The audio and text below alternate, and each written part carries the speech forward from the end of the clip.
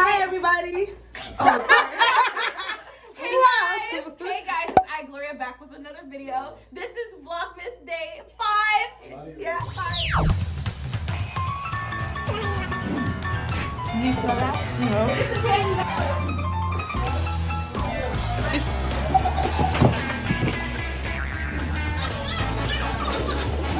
Say hi. Hey, mommy.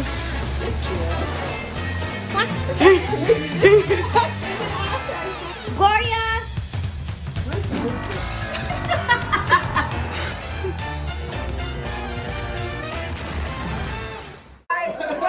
Alright, we're gonna pass it on to Moyo. Do your thing. Welcome to Youth Talk Movement. All right, so the background of today's episode is the fact that we all just watched Love and Basketball. So today's question is, is how their relationship first started. No, first let me back. Welcome back to Youth Talk Movement. All right. Okay, welcome back to the show. Jeremiah. He's here, we promise. The background of today's topic is love and basketball. Are you tuned in? Because we're tuned in and we're ready to chat. All right now, so our question today is, should she have gone back to him? And was their relationship truly real? I think their relationship was real. I'm sorry if y'all ain't gonna talk. It's okay. You think their relationship was real? No, this was a bad interpretation of black love. That was yes. I think actually interpretation. Really? Wait, One at a time. Okay, yes, the why. Sorry, we didn't introduce ourselves. Hi, y'all. I'm your host, Haleemat. Haleemat. What it do, baby? I'm Nunu. Faith. Hi, it's iGloriaaa. You already know me. Cool. Hey guys, it's Fehintola, Lizzie_839. And it's Thomas. All right, so now we're gonna answer the question. Jeremiah, y'all never. Okay. You're not gonna be the video. Wait. I'll make hand gestures. Okay. So just shout yourself out so they know. Oh, it's Maya. I don't even remember the video. Jeremiah. Okay, so now we're gonna answer the question. Sorry for this convoluted. Okay, go ahead, answer the question. So you're why? Why do you think it's not a good? Yeah. Because it makes it seem like every time someone is in the wrong, they should keep coming back. They should apologize and keep coming back. You can't be doing that. What? Wait, is that your reasoning too? If the other person is in the wrong, the person that's in the wrong needs to keep coming back. She keeps coming back. So you're saying that she shouldn't be coming back? No. Wait, but I feel like, okay, let's go back to the original question of what you asked. Like, more so, you said that this is a bad representation of black love. In my opinion, just being, I'm gonna be biased, I don't care. I feel like this is low key, this is what black love is. Not to say indefinitely, but I'm gonna personally say that, right? I feel like black love has depictions of this. In terms of saying, in terms of saying that one of the reasons why our love is so hot is that we have the deepest. Hi. We're doing technical difficulties. We're doing getting together. Now we're back. We're continuing. We're done. All right. So we're going to continue the discussion. Oh, you guys, somebody mentioned the relationship being toxic. I actually don't like how we label like every wrong thing that happens as toxic. Because it's like, I really, in my opinion, I don't think that was toxic. It's just an issue of finding one's priorities in terms of the relationship and individually, and knowing how to navigate, keeping our individual lives, still being able to be an individual and going after your goals, and also having a thriving relationship. So I think that was the issue for them that they had trouble navigating. So I don't think it was a thing of being toxic, because they still loved each other, they still cared for each other, that's there, and they still respect each other. But after all those issues in each one's lives, now affecting the relationship, is just like, that was like the thing there. Okay, that withstanding. Can somebody enlighten me? Remind me. Did he apologize as well? No. So that's my problem. Okay, that's my problem. It's not toxic, but he didn't apologize. They both had shortcomings, and I guess that's what's bothering me. That at the end of the day, it made it seem as if she was the only one that had shortcomings. There wasn't a two-way apology. I feel as if they should have both come. When she said, hey, I'm sorry that I wasn't there for you, he should have followed up with, hey, I apologize for not being understanding. Right. Because at the end of the day, that's what I see. He wasn't understanding of the fact that, she said she had curfew, granted. Day 2, she comes back and she says, hey, you want to finish what we were talking about yesterday? One cannot say that she did not show, from what they showed us, that she did not show that she genuinely did care, that she genuinely wanted him to be a part of her life. So what's really bothering me is the fact that the apology wasn't two ways. It was literally she took the fault for the reason why the relationship wasn't successful in the past. Question though. All right. And the thing is, I'm not going to say this. I'm going to take this as an apology, but it wasn't the best apology, in my opinion. I'm not going to lie. Because, I'm also looking at their characters and how they were depicted from the beginning. Her character from the beginning is she just that kind of I'm a tough girl, I'm gonna initiate the thing regardless type stuff. That was the biggest problem anyways, that she was very aggressive with just everything, right? Yeah. So her character at the end of the day, what are we about to do? She was just that kind of person. Cool. Now his character from the beginning was more of a cool guy. You kind of get you kind of get what's going on. You know what time, that kind of stuff. Niggas be wanting you to interpret, so you kind of get what's going on. That's the character. You already know. You know the vibes. You know the vibes. Oh, you know the vibes. What you got next? I don't even know. Yeah. You know the vibes of whoopty. But that's the thing. This is what the director already placed out. They placed out these complicated ass characters from the jump. Now, when it comes to his character, remember when he did that girl pulled up to his apartment and then her food, right? But then remember the next day he was like, "Oh, I tried to get you to whatever. I guess I finally got your attention by bringing a petty date or whatever the case may be." In his eyes, that's an apology for that kind of nigga. That's what I'm saying. That's what I'm saying. I'm not saying that we should, but I'm trying to say, but these are the flaws, the character flaws that they already played for us from the beginning. So for them, they get what time they're both on. Because for her too, later on, she initiated it by knocking on her door, knocking on his window, saying, "Yo, we need to talk." She knows he's in a relationship, so on her end, she did something dirty as well. Their characters from the jump was literally presented to us as, I'm initiator and I'm a dog. So this is what we get. This is what we see. So I understand their type of love. In my opinion, is it okay? No. But is it toxic? This is how they've been moving. I don't think it's toxic. But it doesn't change the fact that at the end of the day, they could have both apologized. Right. Because God forbid me and my significant other are complete opposites. That's one thing we have to be able to humble ourselves in. Mm-hmm. We have to be able to come back down and say, hey, I was wrong. Exactly. Hey, I was wrong. No matter if you're type A, type B, type C, initiator, dominator, detonator, I don't give a damn what you are. I'm sorry. We have to be able to come back down.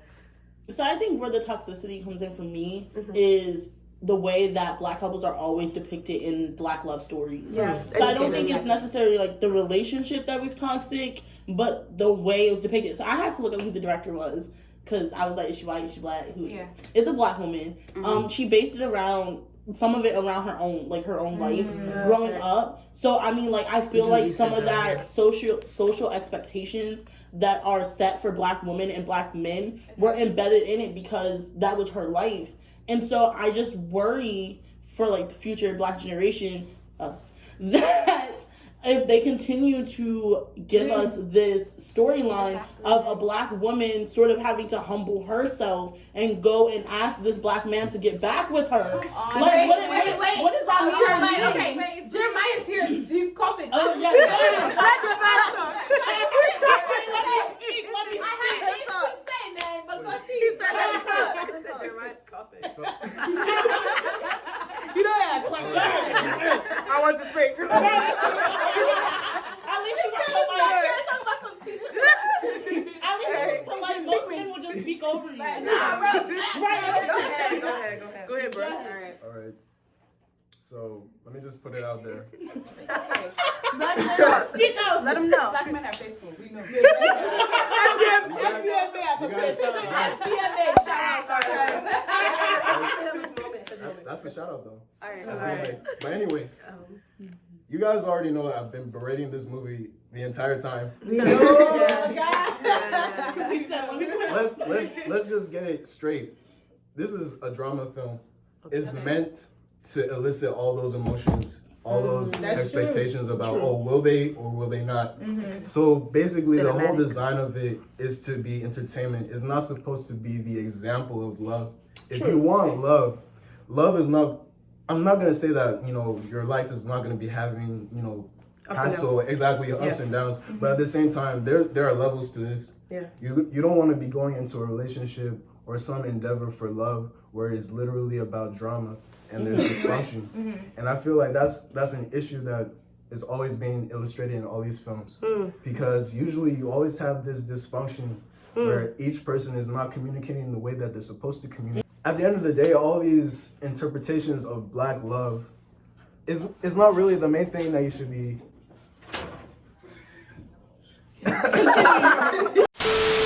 it's not the main thing that you should be looking to as the example.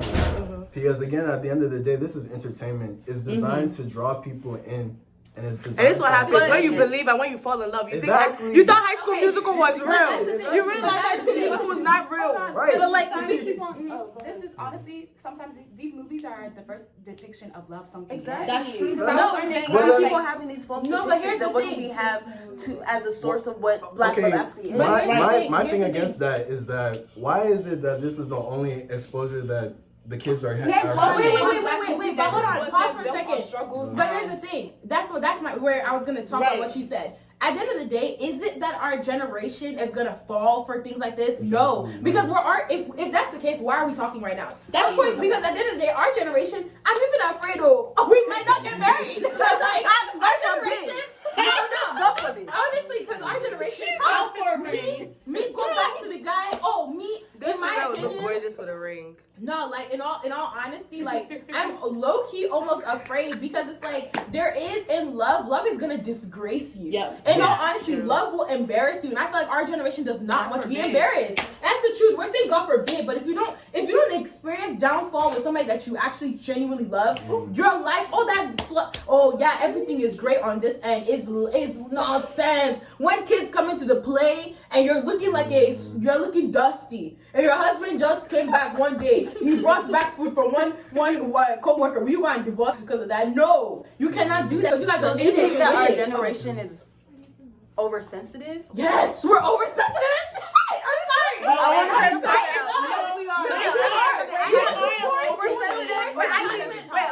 We will divorce our husbands because some co-worker gave him food. That's stupid. I have two things to say. And that I strongly agree because one. Every small thing, you want to go screaming, you want to go yelling. Niggas ain't shit. And then you go. You guys, I just been one. Wait. I've been in video on this show. I will mark it here. Listen. But it's like okay, and then you guys go break up, whatever. When it's something that you really could work over, you really can, And then wait. I have two things though. I'm not done. And in my opinion, it's like okay. First of all, if you know you can't handle all of this, if you know you can't really get into this, why did you even start in the first place? Why don't you just work on yourself? You just want to rush. You always everybody, I feel like at this point, everybody just wants to have the experience. You want the idea of the relationship, but do you really want that person? Yeah, and then when something now happens, when you catch all the butterflies and the butterflies die down, and not really see that person, that raw reality, you're not like, what is all this? You shouldn't have jumped into it because you knew yourself like, I just love the idea of it, but do I really like the person like that? No. So why did you jump into it? Now, number two, now at the other end, you now see, but now there's some certain people like these are real red flags that are really against your values, your morals, which you can not accept for yourself, but you still stay in that thing because it's love. Nah, baby, it's not love at all. Going off of Jeremiah's point of why is this the only experience that black love has, going from my own personal life, like the examples of love I have in my life aren't like they're not the best. They're not so the like best. my grandparents, for example, got together in when they were like in their teenage years. They've known each other their whole life. They got married. They had kids. My grandfather cheated on her. And she, to this day, is with this man, serves this man, cooks his food. He cooks nothing for her. And so, like, I look at that and I'm like, but I don't want that. Like, I like, they seem fine now. They worked through it. They talked through it. They got through it. Like, but I don't want to be stuck with but a do you man. think that she's wrong? I don't feel like she's wrong. She's not that's wrong a personal, for like, decision that she Yeah. made. But that's a generational thing. But here's the thing. Actually, you know what? Because I'm not going to lie.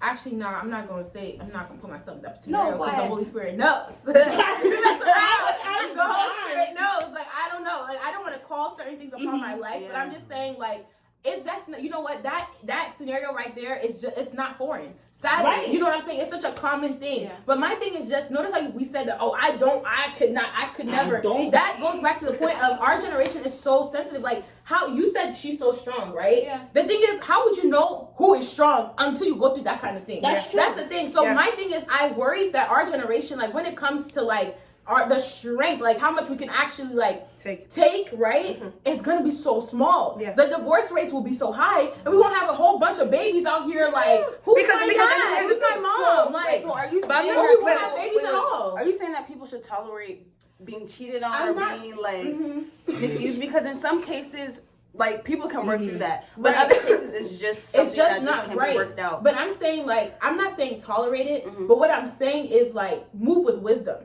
Because I'm saying, like, at the end of the day, like, we said we could all agree to this. The signs are there from the jump. Like you said, sometimes we see these signs and we're completely blinded to it. But my thing is, there's also a moment where it's like, this happened once.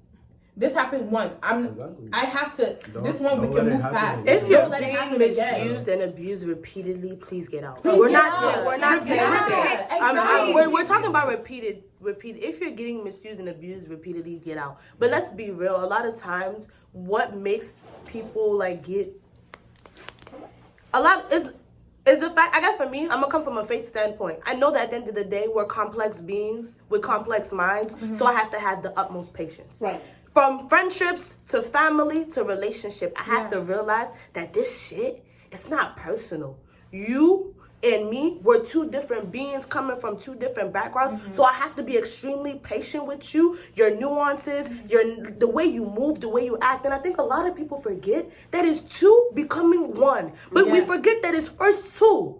Two people who have carried baggages, who have carried experiences, and that's made you who you are. So I'm gonna need to have patience with who you are if I truly want us to be one. But at the same time, it's true. We should be breaking generational curses where women are in situations where they're carrying baggages and burdens of people who haven't figured it out themselves. Right. And that's the problem. Niggas or women don't figure it out themselves, and then they want to bring it into relationships and then make it the other person's problem. No! No, and that's what generational problems have been. You didn't figure it out yourself.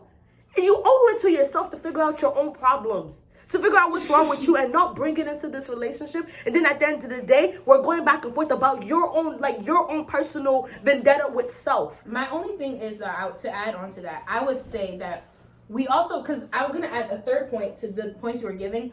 I feel like our generation also too, that whole thing of being afraid of commitment or being afraid of entering a relationship. So you want to, it's a whole different video. But I poster child. No, like literally. I know too many people that. Yeah, my only thing is, it's recording. Okay. My only thing is just at the end of the day, if you're gonna, at the end of the day, when it comes to what's it called? Holy Spirit, remind me, God. When it comes to just like relationships and whatnot, or like searching yourself, just make sure that it doesn't turn into I'm afraid of commitment, I'm not ready.